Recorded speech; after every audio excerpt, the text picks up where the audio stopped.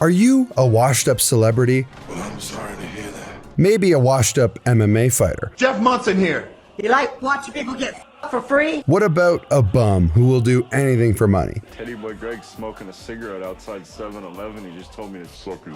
Well, maybe you might be interested in spouting some cheeky Russian propaganda. The Russian state chooses to spend its natural resource coffers on two things: nuclear warheads and propaganda. Because who needs roads when you have the president telling you everything is perfect? In an attempt to make their cause in Ukraine more sympathetic, Russia has recruited people from the West to shill government talking points. And as you'd expect, these results range from embarrassing to really embarrassing. Spouting confirmed propaganda that's so bad that the only people dumb enough to believe it is, well, themselves. I walked around the center of Moscow for 1 hour. I said, wow.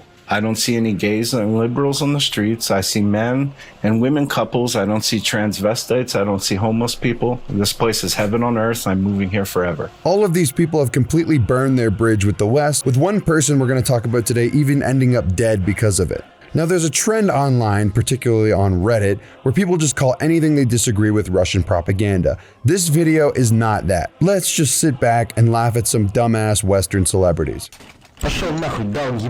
Russia's becoming more and more closed off to the world as time goes by. As of right now, Instagram, Facebook, and Discord are all banned, as well as VPNs. Kind of like China, however, the difference is that China implemented their Great Firewall over 20 years ago. In a time where saying the word brain rot might put you in a mental hospital. Point being, you can't be nostalgic for something you never had. In Russia, everyone already had access to these for many years. So when Instagram was banned for being extremist, the genie was kind of already out of the bottle. Russian censorship has gotten so bad that YouTube ads were restricted, so any Russian YouTube account couldn't make money. Also, Russia fined Google, who owns YouTube, $20 decillion, which is 20 followed by 33 zeros. More money than the entire GDP of the world combined. And worst of all, Russians can't play Stalker 2 because it is a Ukrainian studio. But who's going to voluntarily come to Russia and talk about how amazing it is, especially with all the downsides and everything I just shared with you?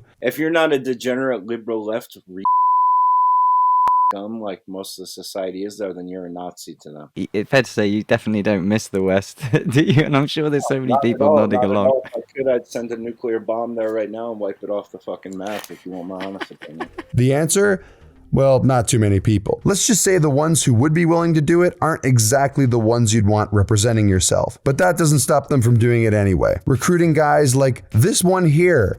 He's not just a barber, he's also one of LA's top alt comics. Of course, I'm talking about Teddy Boy Greg. Meet Teddy Boy Greg. Hardcore rockabilly, Russian patriot, and what happens when you look at a generic tattoo sample book and say, one of everything, please. He's a barber now in Moscow, Russia, that left America to be a mouthpiece for the Russian government. You see I have the Z tattooed on my chin. I got that tattooed the second day of the special operation because I was so happy about it. Now, what's interesting about Teddy Boy Greg is before we even get into what he's saying, let's check out some of the symbolism he's got going on. The first and most obvious one is the Z plastered on Teddy's face. What does Z mean though? Well, it's a Russian military symbol used to identify vehicles to do with the ongoing invasion of Ukraine. It's also been used as Russian propaganda. If you wear the Z, it means you support the war in Ukraine.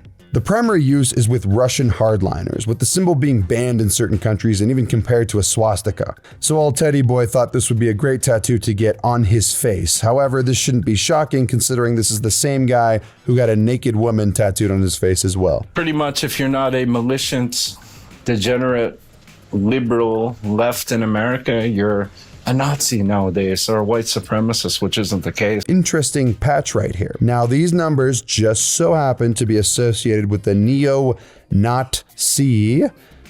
prison gang in Alabama.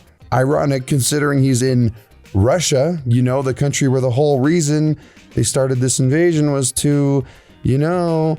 Okay, but maybe that number is just referring to something else. I have no idea what that might be, but it is possible. Let's have a look at this instead. It was only in the scene for a brief shot, but check this out. That's the German Iron Cross. You know, the one that was on tanks that rolled into the Soviet Union in World War II, the war in which an estimated 27 million people in the Soviet Union died. Also, you know, when the guy on his wall was the leader. Ironically, this guy gives veterans haircuts for free while wearing all this stuff. A complete walking contradiction. The trend you'll notice with these guys is that they claim the West is becoming too oppressive, that you can't even say anything anymore without the fear of backlash. You can't say nothing in America anymore unless you're liberal. Say if you're a degenerate or something like that. Coming from the most notoriously free and open country for speech, Russia. The leading critic of the Kremlin, Alexei Navalny, has been detained by police after returning to Moscow for the first time since being poisoned with a nerve agent. He'd only been back on Russian soil a few minutes when Alexei Navalny was told he was being detained. What if, in Russia, he took this Robert E. Lee cutout, replaced it with a cutout of Zelensky, and replaced the Confederate flag with a Ukrainian flag? All of a sudden, Russia isn't so free anymore. If you believe that the West is oppressive, fair enough. Some people are just big proponents of free speech. But moving to Russia because of their free speech laws is the equivalent of Emily moving to North Korea because she thinks the US doesn't implement her socialist ideas. Russia bans all media that isn't government approved. This extends to alternative media as well, hence why there is no Russian Joe Rogan, which is unfortunate because somebody should be able to translate his amazing President of the Lake joke. I think the dumbest argument that aliens aren't real, people go, if aliens are real, why don't they just land on the White House lawn? Oh, well, when you go fishing, do you check in with the president of the lake? Teddy Boy Greg here claims that Russia is the last beacon of traditional values. I would encourage any Americans to pack your bags, figure out a way, get your assets together, figure out your trades, and move to Russia. Because this is where your future lies. There is no future in the West. I can tell you that. This man is the face of the traditional West in his own eyes. The West is becoming too degenerate, unlike him. He loves Russia so much that he volunteered to go fight in the war as a part of an English-speaking battalion. Now, since he's made these few posts, his social media has gone completely silent. He's rumored to be on the front lines now, and whether he's dead or alive, who knows? At least he's not in the degenerate, free speech censoring West. Okay, so maybe this guy isn't exactly the best choice to speak out against the West. We need people with slightly less whatever he's got going on here. Although somehow I doubt somebody who has family, friends, and a whole life would just up and leave for a country at war. That seems to be the biggest hurdle for Russia. But what if they didn't have to move to Russia at all? Tim Pool, Benny Johnson, Dave Rubin, all these people and more, through shell companies and such, were paid a combined $10 million from the Russian State Department for a channel that had over 16 million views before it was gadooshed. Now, a typical reaction to this might be, wow, I can't believe the Russians are paying our influencers that much. That is not the takeaway I got from this. The takeaway is Russia spent $10 million for 16 million views. That is an absolutely abysmal return on investment. That's like 6 cents per view, by the way. That's what they're paying for. This is psychotic. Ukraine is the enemy of this country. Ukraine is our enemy, being funded by the Democrats. I will stress this again. One of the greatest enemies of our nation right now is Ukraine. You're telling me I was making an extra 100 grand per episode? How could I have known this? Actually, I'm really the victim here. They just effectively paid for a license, which would have it appear on their YouTube channel Friday mornings at 10 a.m. And with that, they got to use my likeness and things like that. What's crazy is this isn't just some accusation. The Department of Justice is looking into this, and there's a ton of things that are still ongoing with it. But they're very boring and legalese, and also these guys didn't even leave America. Unlike the next one on this list, who actually put his money where his mouth is and paid the ultimate price. Coach Redpill, aka Gonzalo Lira, was a YouTube Redpill guru who was a part of the manosphere with guys like Fresh and Fit. He was basically Sneeko and all these other guys you might think of today before they became what they were. Born in Burbank, California, after attaining a higher education and traveling South America, he settled in Los Angeles to be a screenwriter. Eventually, he wrote a bunch of actually super successful books and made a ton of money doing it. He even got the rights to one of his books picked up by Miramax. But Lira must have strived for something more because he started posting his opinions online for people to see in 2010. Although these have been deleted and only certain ones seem to have been archived. It wasn't until 2017 when he started posting on YouTube under the name Coach Redpill or CRP. I f***ed a fat girl one time. Oh yeah. Yeah. And I'm not talking like, you know, she was sort of like chubby or a bit of a porker. No, I'm talking about like a fucking whale. This was around the time where BuzzFeed tier channels were going at it with Amazing Atheist tier channels. But he would take it a little bit further. He would give classic manosphere advice, ranging from reasonable stuff like stand up for yourself and how living well is the best revenge, to incel rage bait, stuff that's genuinely terrible advice. They're fat, you tell them you're fat. They're stupid or saying stupid things or doing stupid things, say, you're doing stupid things. He continued to do this all the way up until he moved to Kharkiv, Ukraine, after telling his followers to do the same thing because the West was falling. If you live in any of the democracies of the West, you should leave now. Now, while you still can.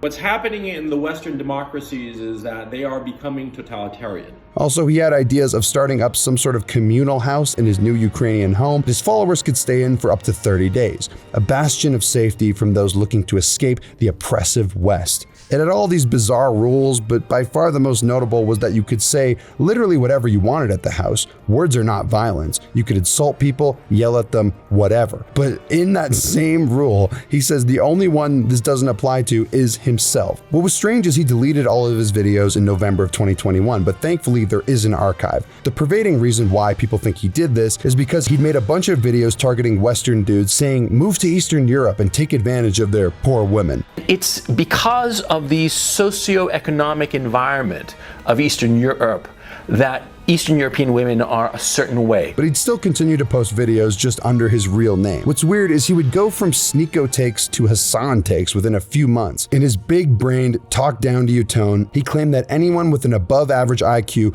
knew Russia would never invade Ukraine. I'm here in Kharkiv, Ukraine, Eastern Ukraine. I am 40 kilometers from the border with Russia. We're not waiting around for any invasion because nobody here over the age of 12 or with an IQ of over 90 seriously thinks that there's going to be an invasion. What's up, folks? I'm live and alive, and we got a lot to talk about. I was right about Ukraine. That's right. War is not imminent. Oh, shock. But I think I'll just change, I'll change this every day to Ukraine has still not been invaded by Russia. Every day. Now, there are a lot of questions surrounding Lira's involvement with Russia. He was posting Russian State Department propaganda, like denying the Bucha massacre, which I mean, now we literally know that happened. Capital Kyiv and in the surrounding towns. Russia's withdrawal has revealed what looked more like crime scenes than the aftermath of battle. But there's no proof that the Russian government ever contracted him to work for them. He was in eastern Ukraine talking bad about the government and the war effort for months, which in Ukraine is a crime. Ironically, he could have done this in America and would have been fine. I hope I've lost my mind, quite frankly. It would be much better, to my way of thinking, that, I'm just some crazy YouTuber who's just lost his shit. You have to be an actual moron to go to a country that is at war, deny war crimes committed against them, insult their soldiers, and say the invasion of their homeland is justified, then cry when they prosecute you. Also, can I reiterate, this is the same guy that made videos like this. When I say don't settle for a fat girl, I'm talking about a relationship, okay? It's all good and fine to sport fuck a whale. Weirdly enough, all of that wasn't the final straw. The decision to prosecute him came when he filmed Ukrainian army vehicles and checkpoints, exposing Ukrainian military positions. He didn't even discreetly send these videos to Russia. He posted them on Instagram so everyone could see. He got arrested, then was released on bail. I was picked up by the SBU on Friday, April 15th at a little after 1 p.m. local time. I'm okay physically. But after trying to apply as a refugee in Hungary, not Russia, for some reason, he was denied, got arrested again for violating his bail and house arrest on July 31st, 2023. People like Tucker Carlson and Elon Musk were calling him a political prisoner, but in reality, he was just a retard who LARPed as a Russian spy in an active war zone without actually being a Russian spy. Well, we don't know that, but if he wasn't involved with Russia, he's a dumbass and has nobody but himself to blame. If he was involved with Russia, then yeah, he was a spy. He went to Ukraine, knowingly committed a crime, and got arrested. I mean, how is this any different than Brittany Griner going to Russia, committing a crime, getting arrested, and then crying about it? Gonzalo Lira would go on to die in Ukrainian prison from a mix of medical ailments. People were quick to say he was executed, but he himself had admitted he had a ton of medical problems and probably wouldn't see the next 2 years. See, recently I found out that it is unlikely I'm going to live very long because of a heart condition that I have.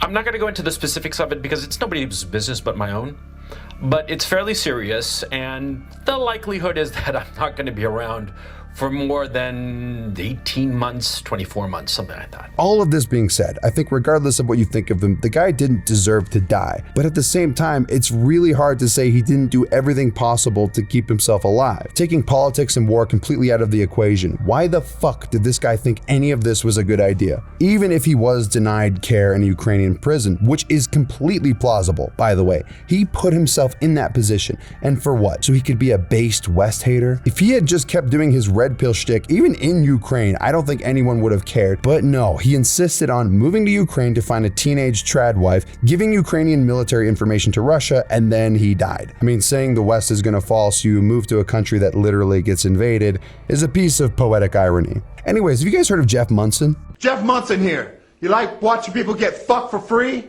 Watch me fuck up Mark Kerr for free on DonKingTV.com live Saturday, September 27th, 9 p.m. Eastern Time.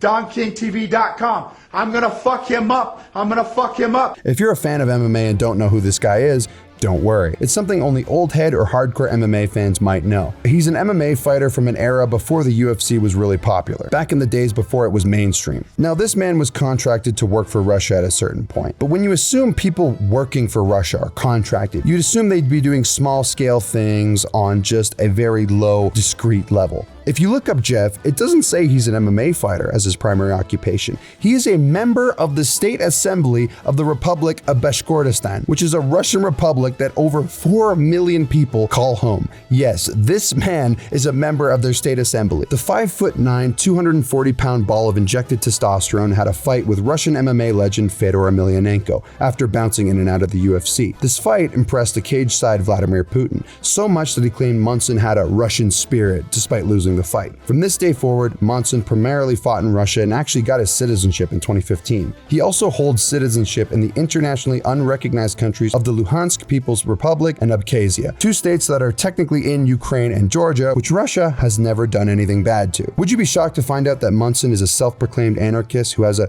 Destroy Authority tattoo? Truly the spirit of modern Russia, where they throw people in jail for 5+ years for even questioning the war in Ukraine. I mean, the special military operation. Yes, even calling it a war or invasion is considered a crime. Unlike Teddy Boy, who will probably die on the front lines if he hasn't died already, Monson is an actual member of the government, more specifically the Russian Communist Party. Monson did visit the front lines though, and I'd like to think that these troops have no idea who this man is. He goes a step further though, and has videos on the entire Russia-Ukraine war in which, surprise, surprise, he blames the West for everything. The same man that was arrested for spray painting "No War" on the state capitol in DC. There's also a weird uncanniness when you're watching these videos, like somebody has a gun to his head off screen or something. Alexander Usyk, the Ukrainian boxing legend, a man who has continually called for peace between Russia and Ukraine, who has always called Russians his brothers, has now just put out a video completely reversing his earlier position. And sometimes you grow up, living a life and thinking this is the way, that it should be. Maybe that's just the brain damage though, I have no idea. He also renounced his American citizenship and got a Z tattoo like Teddy Boy Greg, so he's in it for the long haul. Jeff has a Russian wife and kids, leaving behind his other kids in the US to live in Russia full time. But Jeff Monson is kind of a nobody. Again, you'd have to be a really hardcore or old MMA fan to know who he is, let alone seen one of his fights. He's on the lower end of the spectrum, but what about somebody who is way higher up on fame? Somebody whose fame transcends the shackles of this mortal realm. Steven Seagal. I'm Russian. My family are from Vladivostok and Belarus, and You might know Steven Seagal as an actor, Hollywood badass, and musician, with his iconic dance hall song where he talks about wanting the punani. Tell me what you really want all night. Me want the punani, if you make me name. Me want the body, him want the punani. but you might not have known he is actually a Russian asset. President Putin, it would be the best. What do you tell Americans about Putin right now? And his fifth term? I'm very looking forward to it. Steven Seagal, an actor who was so popular that he was accused of sexual assault and rape. No way he would ever do this. You've been very much caught up in all the allegations of sexual harassment. You had a rape allegation against you, and I wonder how you deal with all that. Hello, Steven Seagal. Take the microphone off you. Steven allegedly met Putin at a party with other diplomats and talked about, you guessed it, martial arts. This party was at Putin's house and they became friends, quote unquote. Like Jeff Monson, he was granted citizenship by Vlad himself. However, he never renounced his American citizenship. Despite this, he also holds a position in the Russian government. His title is Special Representative for Russia, U.S. Cultural Links, Cultural and Historical Heritage in a voluntary capacity. Putin actually awarded Seagal the Order of Friendship, which was announced on the Russian government internet portal. The order recognizes people who Russia considers to have contributed to better international relations between them and the outside world. Yes, Steven Seagal got this award somehow. Seagal has been involved with Putin for quite some time now, but after the invasion of Ukraine, this shot up to straight glazing. He was even at Putin's most recent inauguration. Among the audience were pop stars, sports stars, and religious leaders, even a former Hollywood action hero. Why do you support Vladimir Putin, Mr. Seagal? I can't answer questions that stupid. He also trained Serbian police in Aikido, and I feel for the Serbians on this one. Their police must be extra brutal when they arrest people with moves like this.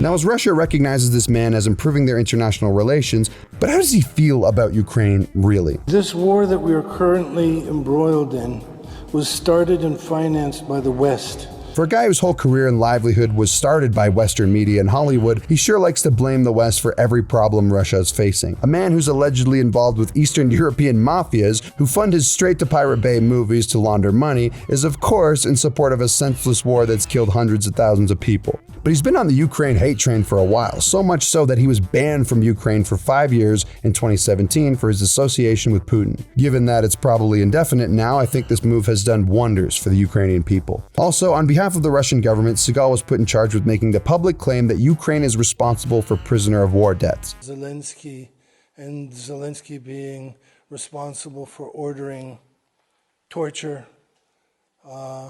Just taking a step back, why the fuck is this man in charge of making any public statements for a world government? My theory is Putin's unaware of how much of a laughingstock Seagal is back in America. He thinks he's still that Hollywood badass he was at one point. Vladimir Putin. Steven Seagal is so deep in the Russian propaganda pipeline that he made a state-sponsored documentary In the Name of Justice, which released in October of 2024. Not Out for Justice or True Justice, by the way. And it's really, really good. In this documentary, Steven Seagal communicates with victims of Ukrainian nationalists in the Donbass, a war-torn region of Ukraine, because that's what a victim of trauma needs, this face. He also visited the recently besieged city of Mariupol, where regardless of which side you trust, thousands of people died here, including innocent civilians. Seagal thought that this would be a good place to go and film his documentary. And of course, it wouldn't be a Steven Seagal feature film without him pretending to be a badass expert on something he definitely isn't an expert in. So,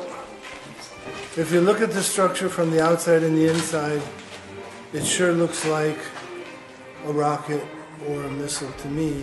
Even though it's mostly dubbed over in Russian, it's funny to see Steven Seagal fatly walk around a war-torn region pretending to be a badass. Actually, I'm not sure if it's funny or tragic, maybe a bit of dark comedy. It's difficult to find this documentary anywhere because it was produced by the Russian state, and it's also tough to say much about the content because it's even harder to find one with English subs. But I think if Putin wants to end this thing, he better send in his most dangerous soldier with a sprayed-on hairline who spends all of his time in a chair, even in his new movies. If you want a whole video on Seagal's antics that don't have to do with Russia, I made a video on that, so go check it out if you're interested. Seagal is maybe the most unintentionally funny man on the planet. In the meantime, check out this clip of him dancing in Chechnya.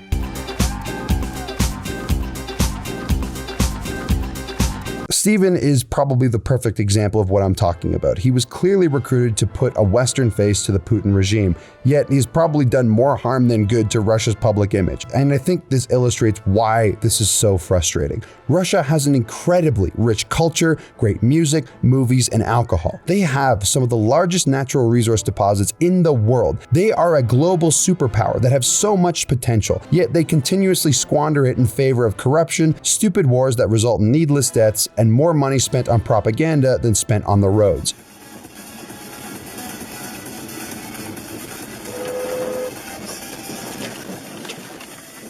For example, instead of propping up YouTubers that highlight what's cool about Russian culture, like Bald and Bankrupt and No Fuckers, they censor these people and force them to leave the country. They would rather enlist the likes of the goobers we talked about in this video to spout propaganda. I think Bald and Bankrupt put it best. Well, as we wait for our taxi to come, it just reminds me once again that there is no country in the world that likes to shoot itself in its own foot like Russia.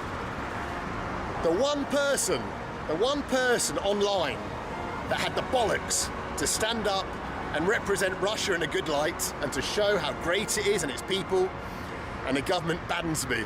It's unreal. Now, what's the future of Russia? Everyone claims to know, but in reality, no one really knows. Regardless of what propaganda you believe, we can all agree that Seagal should be sent out on the front lines to handle this situation. It'd be over in days. Me and Putin, what it be? What the fuck you gonna do, man? Look at P, back to me, we ain't human. What it be? What the fuck you gonna do, man? Look at P, back to me and Putin. Rolling Dutchies out in Paris without new friends. Skirting vest in that McLaren without two hands. Windows tinted, smoking backwards without two bands. Hey.